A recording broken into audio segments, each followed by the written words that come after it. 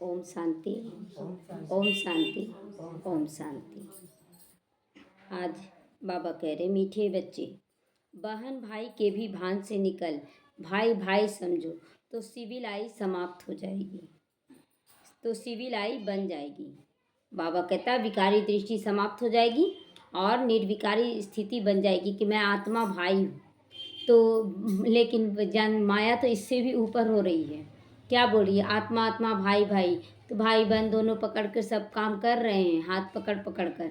अब बोले नहीं, आत्मा आत्मा भाई भाई है, देह भान नहीं है, तो ये भी गलत है। बाबा कहता आत्मा आत्मा रूप में भाई भाई, मतलब आत्मा आत्मा को टच नहीं कर सकती है। तो आत्मा जब सिविलाइज्ड बने तब कर्मातीत अवस्था बन सकती है। जब सिविलाइज्ड बन जाएगी, मतलब केवल आत्मा को देखकर उसके गुणों को देखना है, उसके शरीर का टचिंग नहीं बोल रहा बाबा। प्रश्न है, अपनी खामियों को निकालने के लिए कौन सी युक्ति रचनी चाहिए? अपनी खामियों को निकालने के लिए उत्तर है, अपने कैरेक्टर का रजिस्टर रखो। अपने कैरेक्टर का रजिस्टर रखने का मतलब है कि अपने अंदर चेकिंग करो, अब बाबा को समर्पण करो कि आज दिन भर में मेरा कैसा रहा व्यवहार, क्या हम सोचें, मेरे मन में एक एक संकल्पों में जो संकल्प चल रहा मेरे मन में, उस पर मेरा अटेंशन है। तुरंत पता चल जाता है। बुद्धि जैसे होता है ना कि भाई बहन होता है, लड़ाई करता है तो भाई का टोटल शिकायत बहन कर देती है, अब बहन का शिकायत भाई कर देता है। उसी तरह अगर मन कुछ गलत दिखाएगा ना तो बुद्धि तुरंत आपको रिपोर्ट करेगी, और बुद्धि कुछ गलत करेगी तो मन रिपोर्ट करेगा यहाँ ऐसे कर रहा है। तो इस तरह से हम लोगों का मन और बुद्धि का संस्कार बना दें। उसमें रोज का पोता मेल नोट करो। रजिस्टर रखने से अपनी कमियों का मालूम पड़ेगा, फिर सहज ही उसे निकाल सकोगे। कमियों को, खामियों को निकालते निकालते उस अवस्था तक पहुंचना है जो बाप के सिवाय दूसरा कोई भी याद ना रहे, ऐसी अवस्था पहुंचा लेना अपने आप को। किसी भी पुरानी चीज में ममत तो ना रहे।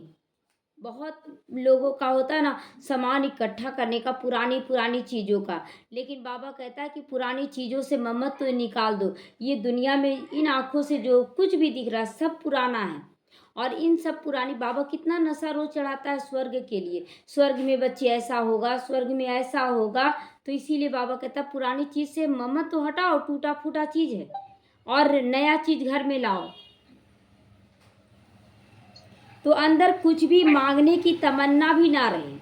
मांगने की तमन्ना रहती, ये मिल जाए वो मिल जाए, मांगने की तमन्ना समाप्त हो जाए। अभी बाबा जिस हाल में रखे उस हाल में रहना है, कोई चीज़ का आसक्ति नहीं रखना, ये भी मिल जाए वो भी मिल जाए, नहीं। ओम शांति। एक है मानव बुद्धि, दूसरी ईश्वरीय बुद्धि, और तीसरी है दैवी बुद्धि। 3 प्रकार की बुद्धि होती है। मानव बुद्धि आसुरी बुद्धि होती है, वो लेना जानता है, देना नहीं जानता है, और लेना भी नहीं जानता है तो छीनना भी जानता है, आसुरी बुद्धि, मानव बुद्धि। और ईश्वरीय बुद्धि क्या होता है? ईश्वरीय बुद्धि यानी कि अपने आत्मा के संस्कारों में स्थित हो जाना, सुख स्वरूप, कोई चीज का आसक्ति नहीं। और देवी बुद्धि देने का संस्कार फिर जागृत, जब आप भरपूर होंगे तभी तो आप देंगे ना। तो ईश्वरीय बुद्धि यानी कि खुद को भरपूर कर लेना है। तो एक होते हैं सिविलाइज्ड, दूसरे होते हैं क्रिमिनलाइज्ड। कौन से आइज बनना है? सिविल की क्रिमिनल, सिविलाइज्ड बनना है। देवताएं वाइसलेस, सिविलाइज्ड, और वहाँ यहाँ कलयुगी मनुष्य विषय विकारी, क्रिमिनलाइज्ड हैं। उनके ख्यालात ही विषय विकारी हैं, विषयों की तरफ उनका मन भागता रहता है, ये विषय है वो विषय है, ये लेना है वो करना है, ये भागता रहता है। जबकि हम लोगों को विषय विकारों से निकल जाना है। क्रिमिनलाइज्ड मनुष्य रावण की जेल में अभी पड़े हैं। क्रिमिनल में जो जिनकी आंखें विषय विकारी हैं, वो क्या कर रहे हैं कि अभी रावण की जेल में पड़े हैं, दुखी भी हो रहे हैं तो भी निकलना नहीं चाह रहे हैं। वो सोच रहे हैं इसी में कुछ अच्छा होगा, इसी में कुछ अच्छा होगा, और भाग रहे हैं। रावण राज्य में सब क्रिमिनलाइज्ड हैं, एक भी सिविलाइज्ड नहीं है। अभी तुम हो पुरुषोत्तम संगम युग में, ये रावण राज्य का बात है। अब तो देखिए, हम जो संगम युग का उसका बाबा नहीं बोला है, बाबा कलयुग के लिए बोला कि कलयुग में कोई भी सिविलाइज्ड नहीं है, और अभी हम सब पुरुषोत्तम संगम युग पर हैं। अभी बाबा तुमको क्रिमिनलाइज्ड से बदल कर सिविलाइज्ड बना रहे हैं, बने नहीं हैं। कहीं न कहीं देखिए, जब सूक्ष्म पतन में परम धाम में केवल रेड लाइट होता है। परम धाम में यानी कि वो केवल अमृत वेला है, ना दिन ना रात। और सूक्ष्म वतन केवल दिन है, लेकिन यहाँ दिन और रात और अमृत वेला सब होता है। तो रात में कुछ ना कुछ फंस ही जाएंगे, कितना भी आप बचने की कोशिश करेंगे देवभान से, लेकिन देवभान आएगा ही, आ ही जाता है। तो क्रिमिनल आइज में भी अनेक प्रकार के होती हैं, कोई सेमी तो कोई कैसे होती हैं। जब सिविलाइज बन जाएंगे तब कर्मातीत अवस्था होगी।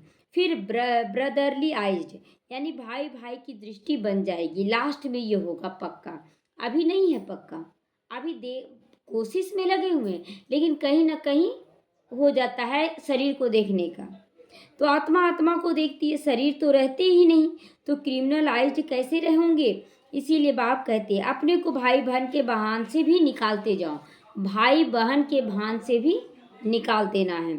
भाई भाई ही समझो, यह भी बड़ी गुह्य बातें हैं। कभी किसी की बुद्धि में ये सब नहीं आ सकता कि आत्मा आत्मा भाई भाई हैं। जो कहते हैं ना हिंदू मुस्लिम सिख ईसाई आपस में है भाई भाई, तो ये आत्मा के लिए कहा गया है, चाहे वो हिंदू हो चाहे मुसलमान हो, उससे कोई मतलब नहीं, आत्मा आत्मा भाई भाई है। सिविलाइज का अर्थ किसी की बुद्धि में आ ही नहीं सकता है कि ये सिविलाइज क्या होता है। सिविलाइज मतलब आत्मा और आत्मा के गुणों को देखने का। तो अगर आ जाए तो ऊंचा पद पाले भी। अगर ब्राह्मणों में भी ये आ जाए ना कि हम आत्मा हैं, तो वो ऊंचा पद पाले, लेकिन वो देवभान में आ जाती है और यही देवभान गिरा देता है। बाप समझाते हैं अपने को आत्मा समझो, शरीर को भूलना है।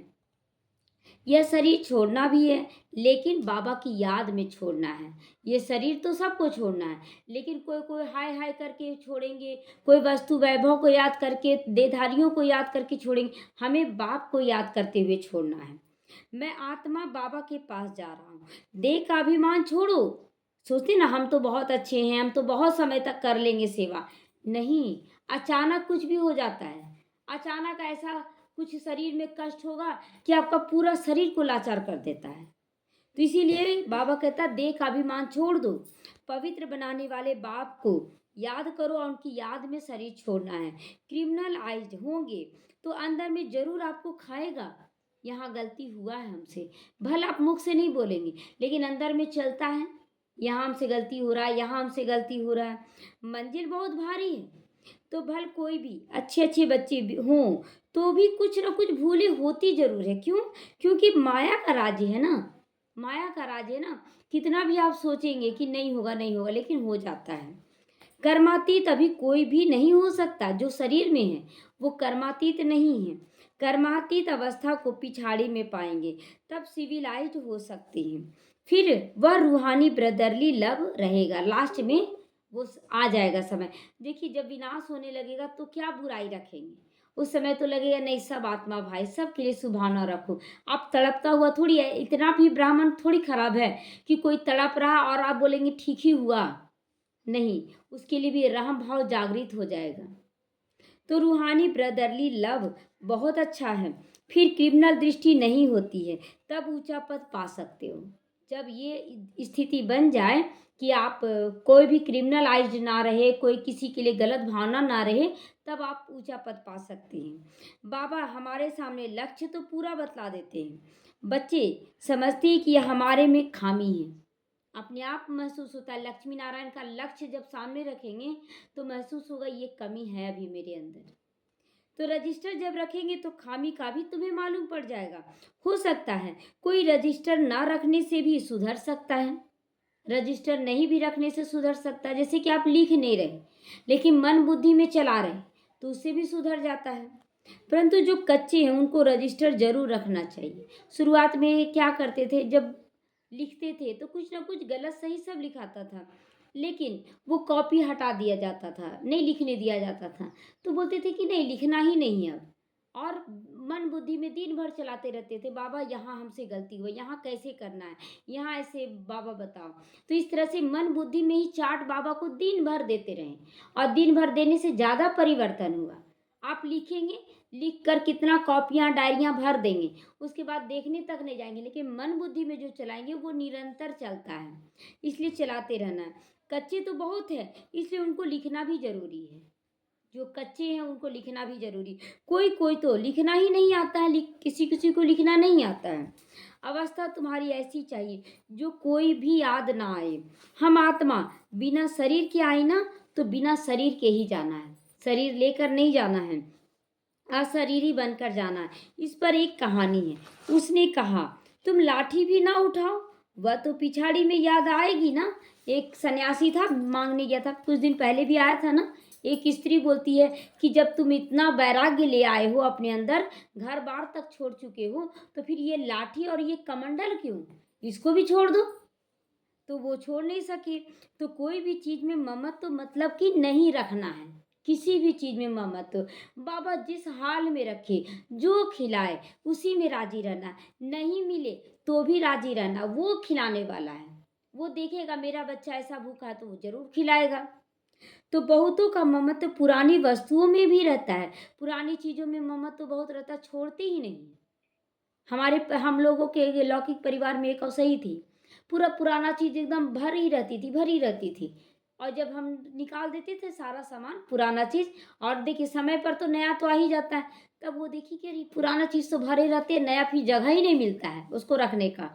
तो क्या कि इतना ज्यादा निकालने लगी, टोटल सामान निकालने लगी, जो मतलब हल्का फुल्का भी पुराना हो गया उसको भी निकाल देती थी। क्यों? ताकि नया आ सके। तो बाबा तो बार बार कहता बच्चे पुरानी चीजों से ममत तो निकाल दो। ऐसा नहीं कि अब पुराना चीज फेंकने लगेंगे, ऐसा तो नहीं ना करेंगे।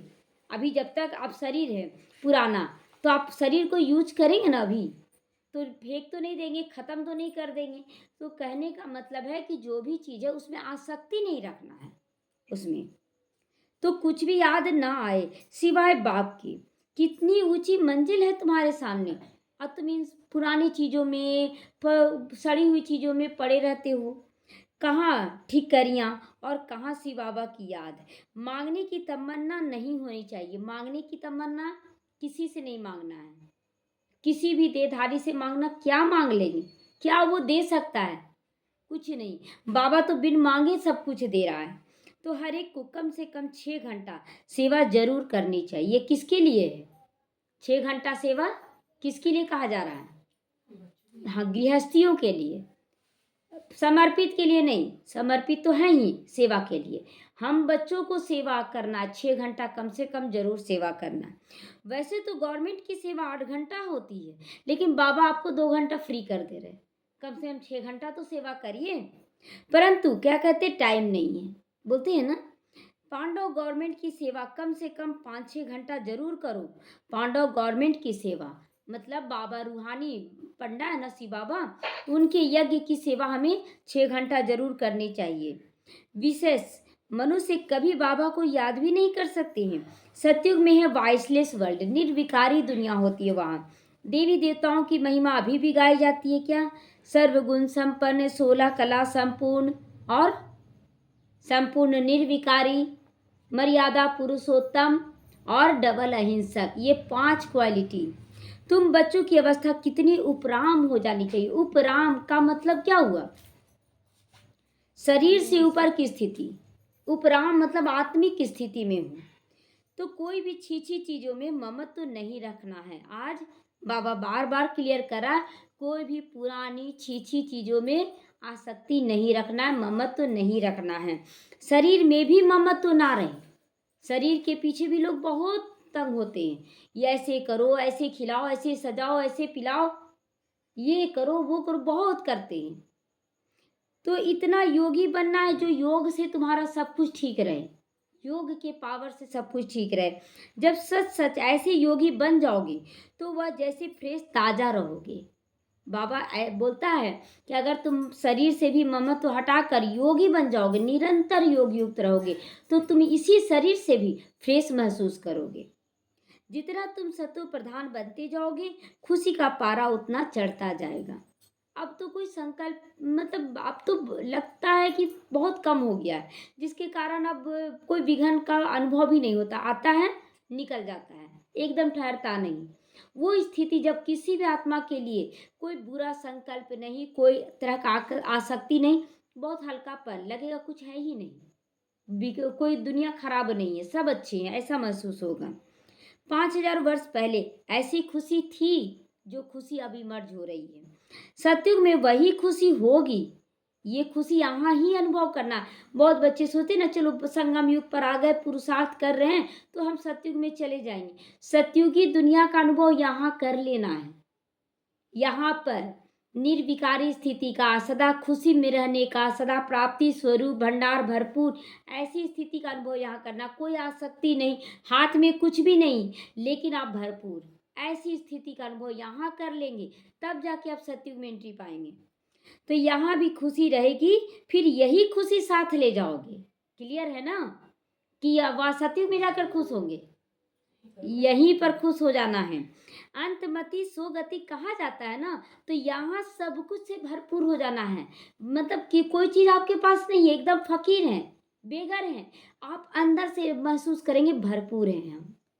तो अभी की मत है, फिर से गति सतयुग में मिलेगी। अभी की मत और गति सतयुग में मिलेगी। यह बहुत विचार सागर मंथन करना है, बहुत विचार। केवल आप बाबा के यज्ञ में आ गए, बाहरी धारणा कर लिए और सफेद वस्त्रधारी बन गए, उससे सतयुग में नहीं आएंगे। ऐसे तो बहुत हो गए हैं, आज तो बहुत 33 करोड़ वैसे बन जाएंगे। क्या सब चल जाएंगे? फिर 9 लाख क्यों कहा जाता है? सोचने की बात है ना। तो बाप तो है ही दुख हरता सुख करता। तुम कहते हो हम बाप के बच्चे हैं, तो किसी को भी दुख नहीं देना चाहिए ना। हमारे संकल्प, हमारे बोल, हमारे व्यवहार किसी को भी दुख ना दे।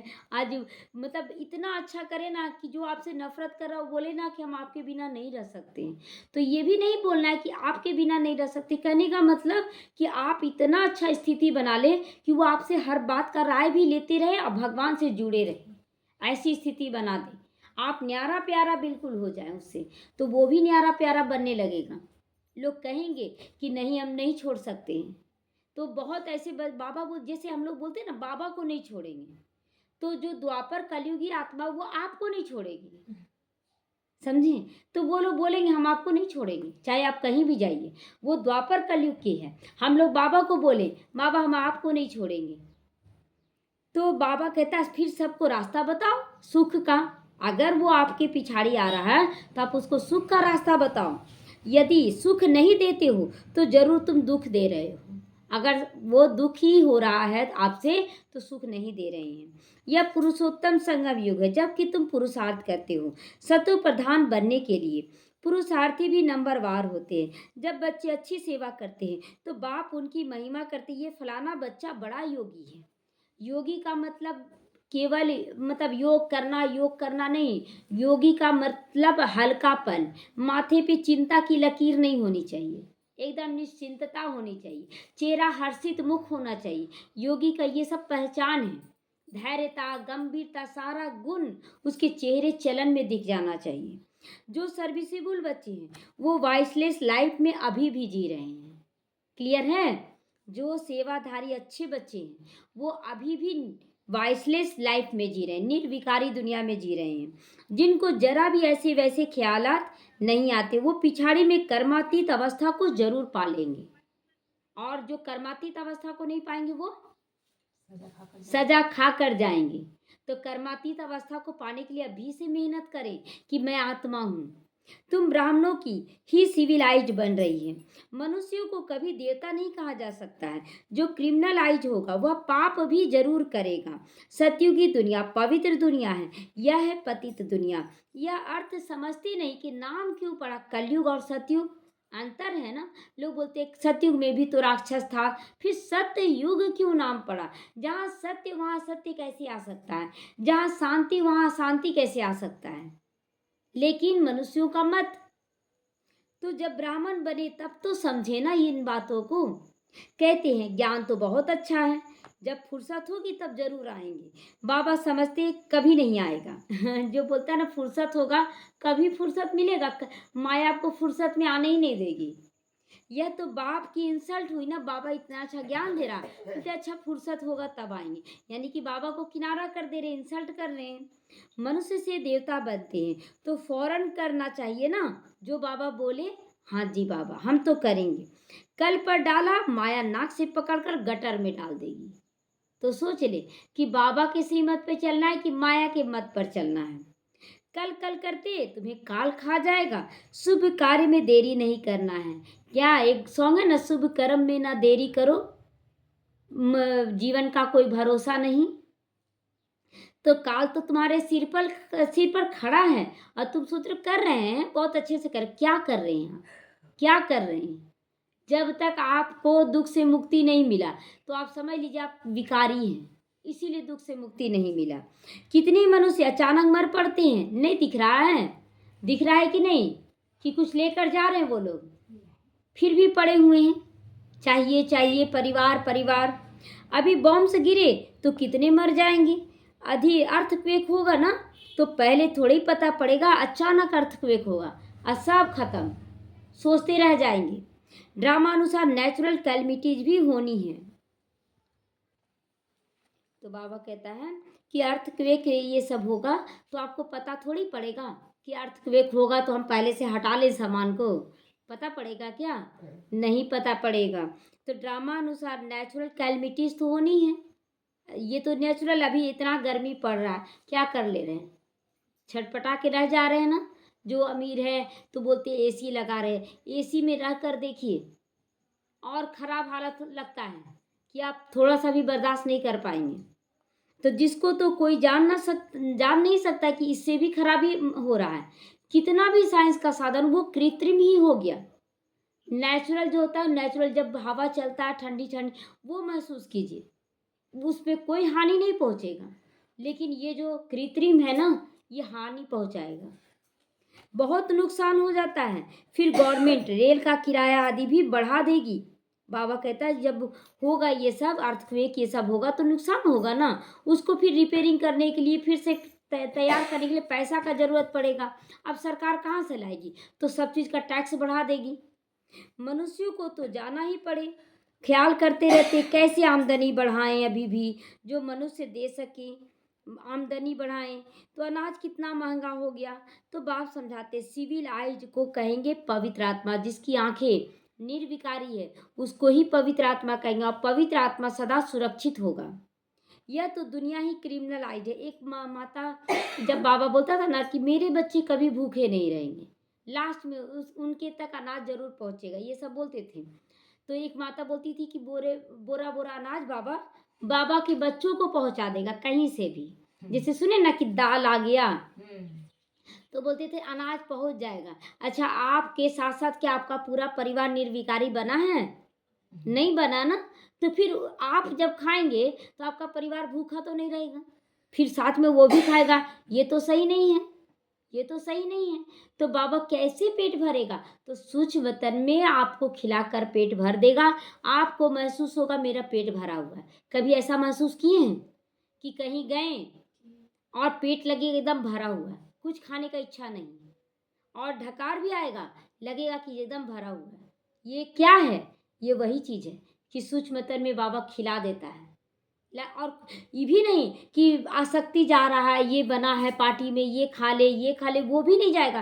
नहीं मन भरा हुआ लग रहा, पता नहीं क्यों आज अच्छा नहीं लग रहा, खाने का मन नहीं कर रहा, एकदम पेट ऐसा महसूस कराएगा।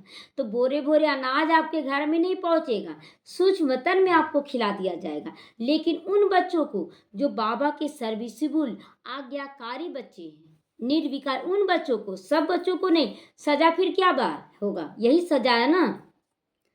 तो क्रिमिनलाइज मत बनो, यह दुनिया क्रिमिनलाइज है, तुम अभी सिविलाइज बनते हो। मेहनत करो अपने ऊपर। ऊंचा पद पाना है, लेकिन ये ऊंचा पद पाना कोई मौसी का घर भी नहीं है, ये भी क्लियर बाबा कर रहा है, मौसी का घर नहीं है। जो बहुत सिविलाइज बनेंगे वही ऊंचा पद पाएंगे। तुम तो यहाँ आए हो नर से नारायण बनने के लिए, परंतु जो सिविलाइज नहीं बनते, ज्ञान नहीं उठा सकते, वो पद भी कम पाएंगे। ज्ञान सुनते हुए भी वो धारणा नहीं कर रहे हैं, अपने को बदल नहीं रहे, वो ऊंचा पद नहीं पा सकते हैं। इस समय सभी मनुष्यों की क्रिमिनलाइज है, सतयुग में होती है सिविलाइज। तो बाप समझाते हैं, मीठे बच्चे, तुम देवी देवता स्वर्ग के मालिक बनना चाहते हो ना? सभी चाहते हैं कि हम स्वर्ग के मालिक बने, तो बहुत बहुत सिविलाइज बनो, आंखों से भी किसी को गलत नहीं देखो, सब आत्मा अच्छी है, अपने को आत्मा समझ बाप को याद करो, तब 100% सोल कॉन्शियस बन सकेंगे। अपने को आत्मा समझेंगे, बाबा को याद करेंगे, तब 100% आत्मिक स्थिति बन जाएगी। कोई को भी अर्थ समझाना है, सत्युग में पाप की कोई बात ही नहीं होती, वहाँ कोई पाप, एक छोटा सा बच्चा क्या पाप करेगा? जो बच्चा जन्म लिया तो बस वहाँ बच्चे का जन्म होता है, समझिए। सतयुगी दुनिया में बच्चे का जन्म होगा, वो बड़ी तो होगी, शरीर से बड़ा होगा, लेकिन आत्मा बच्चा होगी, उसको कुछ नहीं पता है। तो वह है सर्वगुण संपन्न संपूर्ण सिविलाइज्ड दुनिया। वहाँ देखिए एक बच्चा बच्चा भी खेलेगा तो थोड़ी उसके शरीर पर ध्यान जाएगा, जाएगा क्या बच्चे बच्चे का? ये स्थिति है वहाँ की। तो चंद्रवंशी की भी 2 कला कम होती है। चंद्रमा की पिछाड़ी में आकर देखो कितनी लकीर, कम पतली लकीर बच जाती है, एकदम नील नहीं होती, एकदम खत्म नहीं होता है, लेकिन कभी कभी उसको बादल ढक देता है, लेकिन एक तार रहता है। कहेंगे प्राय लोप हो गया, जब बादल ढक देता है तो चंद्रमा ही नहीं है, लेकिन रहता है, बादलों में दिखाई नहीं पड़ता है। तो बाप कहते हैं तुम्हारी ज्योति भी बिल्कुल बुझ के नहीं जाती, कुछ न कुछ लाइट जरूर रहती है। सुप्रीम बैटरी से फिर तुम पावर लेते जाते हो, खुद ही आकर सिखलाते हो कि मेरे साथ तुम कैसे योग रख सकते हो, खुद ही आकर सिखलाते हैं बाबा, और कैसे हम योग लगाकर अपने अंदर शक्ति भर ले। टीचर पढ़ाते हैं तो बुद्धि योग टीचर के साथ रखना चाहिए, बाप के साथ बाप के रूप में बुद्धि योग लगाना चाहिए, मतलब जिस रिश्ते से पालना लेना उसको याद करना है। टीचर जो मत देंगे वह पढ़ेंगे, हम भी पढ़कर टीचर अथवा बैरिस्टर बनेंगे। इसमें कृपा या आशीर्वाद मांगने की बात नहीं रहती। अगर कृपा या आशीर्वाद मतलब घूस से कोई डॉक्टर बन भी जाए तो इलाज नहीं कर पाएगा। इसीलिए बाबा कहता है यहाँ घूस की दरकार नहीं है, यहाँ तो तुमको बनना होगा वैसा। माथा टेकने की भी यहाँ दरकार नहीं कि तुम माथा टेकोगे बाबा को बार बार तो तुम तुम्हारे ऊपर कृपा या आशीर्वाद कर देंगे, ऐसा यहाँ नहीं है। तो कोई हरिओम या राम राम करते हैं तो रिटर्न तो करना पड़ता है ना। अब देखिए जितना समय राम राम राम राम कर रहे हैं तो आपके अंदर कोई गलत संकल्प तो नहीं चल रहा ना, क्योंकि मन बुद्धि क्या बिजी है बोलने में, राम राम राम राम, तो उसका रिटर्न तो बाबा देगा, तो कुछ ना कुछ अच्छा हो जाता है। तो बोलते नहीं अच्छा तो हो रहा है मेरे साथ, लेकिन फिर भी वो उससे पूछिए तो दुखी हैं आप, सब कुछ ठीक है? अरे कलयुग में सब दुख के सुखी थोड़ी हो सकते हैं, ऐसे बोल देंगे।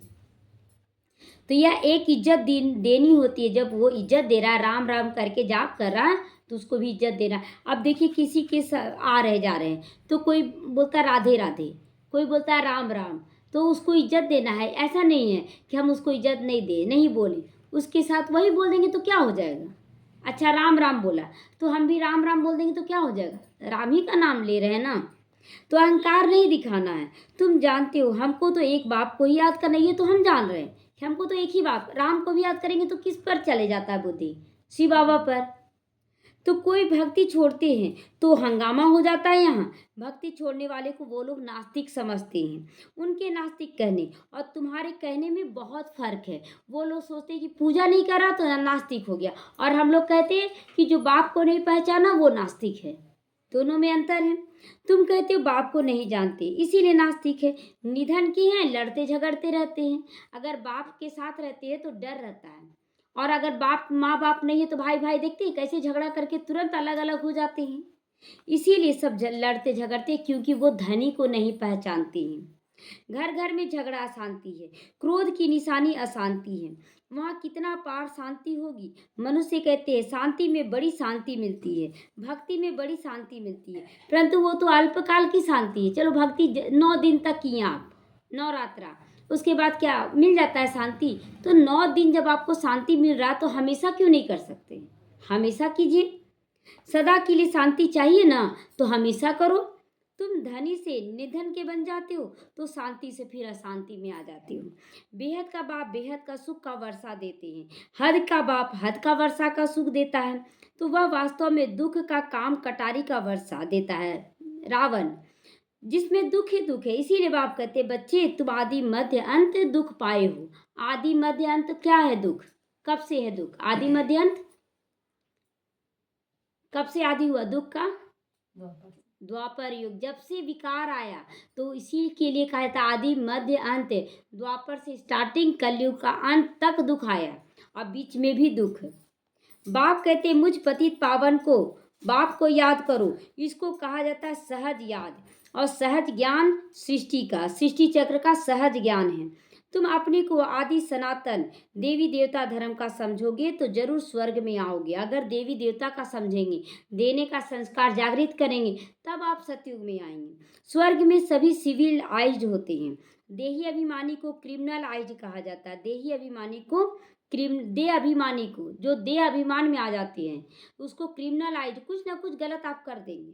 सिविल आइज में कोई विकार नहीं होता। बाप कितना सहज कर बच्चों को समझाते हैं, परंतु बच्चों को यह भी याद नहीं रहता कि मैं आत्मा हूँ। दिन भर में याद रहता है? अगर याद रहे तो पाप ही ना हो, क्योंकि क्रिमिनल आइज हो जाती है तो छीछी दुनिया ही उन्हें याद पड़ती है। फिर ऐसे कर लें, ऐसे कर लें, यही सब याद रहता है। बाप कहते इस दुनिया को भूल जाओ। अच्छा, मीठे मीठे सीखी लते बच्चों प्रति माता पिता बाप दादा को याद प्यार और गुड मॉर्निंग। रूहानी बाप की रूहानी बच्चों को नमस्ते। हम रूहानी बच्चों की रूहानी माता पिता बाप दादा को याद प्यार गुड मॉर्निंग नमस्ते नमस्ते। शुक्रिया बाबा, शुक्रिया। आज धारणा के लिए मुख्य सार, ऐसा योगी बनना है जो शरीर में जरा भी ममत्व ना रहे। बाबा जिस हाल में रखिए, क्यों बोलता है? कुछ ना कुछ चाहना होती है ना, आप एडजस्ट नहीं कर सकते। जहाँ पर कुछ कमी होगा ना, नहीं यहाँ ये कमी है, नुक्स निकाल देंगे।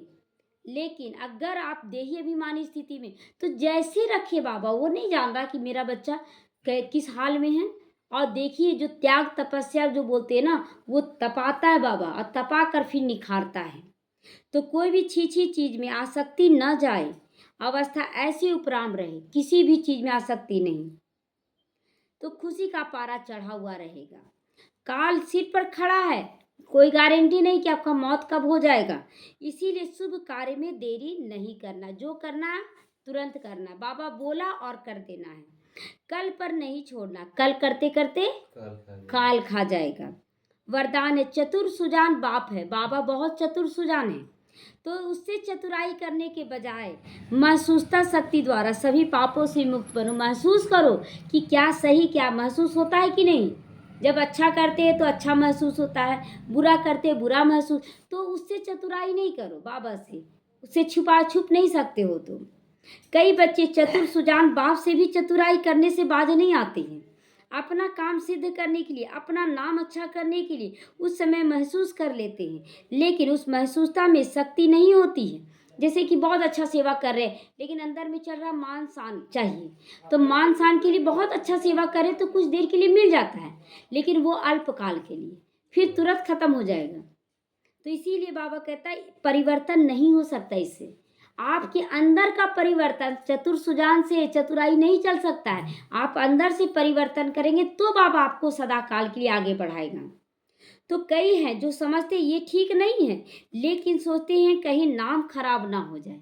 वो समझते हैं कि गुस्सा करना ठीक नहीं, ईर्ष्या करना ठीक नहीं, गलत व्यवहार करना ठीक नहीं, फिर भी करते हैं। क्यों सोचते हैं कि चलो दुनिया में मेरा नाम ना खराब हो जाए, सामने आएंगे तो मेरा सच्चाई सामने ना आ जाए, इसलिए वो परिवार में नहीं आना चाहते हैं। तो अपने विवेक का खून कर देते हैं। यह भी पाप के खाते में जमा हो जाता है। आप छुपा लेते हैं अपने विकारों को। जो ओपन कर देता है सबके बीच में, हाँ मेरे अंदर ये कमी है, वो निकाल भी लेता है। इसीलिए चतुराई को छोड़ सच्चे दिल से महसूसता से स्वयं को परिवर्तन करो, तब पापों से मुक्त बनोगे। जो खुले में जैसे कचहरी लगता था तो सबके सामने ही ना पूछा जाता था। जो बच्चे देवभान को भुलाकर अपने अंदर की कमी कमजोरियों को सबके बीच में रख देते हैं, उनके अंदर का देवभान समाप्त हो जाता है। तो इसीलिए बाबा कहता है कि बच्चे देवभान को समाप्त करो और तब पापों से मुक्त बनोगे। स्लोगन है जीवन में रहते भिन्न भिन्न बंधनों से मुक्त रहना ही जीवन मुक्त स्थिति है। जीवन में रहते भिन्न भिन्न बंधनों से मुक्त रहना ही जीवन मुक्त स्थिति है तो बहुत सारे चीज, लेकिन किसी में फंसे नहीं। हाँ, लेकिन अगर हम फंस जाते हैं ना तो बंधन है वो उड़ने नहीं देगा आपको, निकल जाए तब आप उड़ना सीख लेंगे। हर जगह बंधन है, जैसे घर में है तो पहले तो अपने आप का बंधन होता है, हम कैसे करेंगे, कैसे निकले, कहाँ जाएंगे। जब अपने आप से बंधन से निकले तो परिवार का बंधन आ जाता है, परिवार का बंधन भी छूटा तो वस्तु वैभव धन संपत्ति अगर नहीं रहेगा तो हम क्या करेंगे, कहीं जाएंगे तो ये बंधन। उसके बाद कहीं पाठशाला में आ गए, पाठशाला का बंधन नहीं, ये मेरा पाठशाला है, मेरा नाम रोशन होगा, ये भी बंधन है, इससे भी निकले। हर चीज का बंधन है, जितना बंधन को तोड़ेंगे उतना ऊंचा स्थिति बनेगा। इसलिए जीवन में रहते भिन्न भिन्न बंधनों से मुक्त रहना ही जीवन मुक्त स्थिति है। ओम शांति।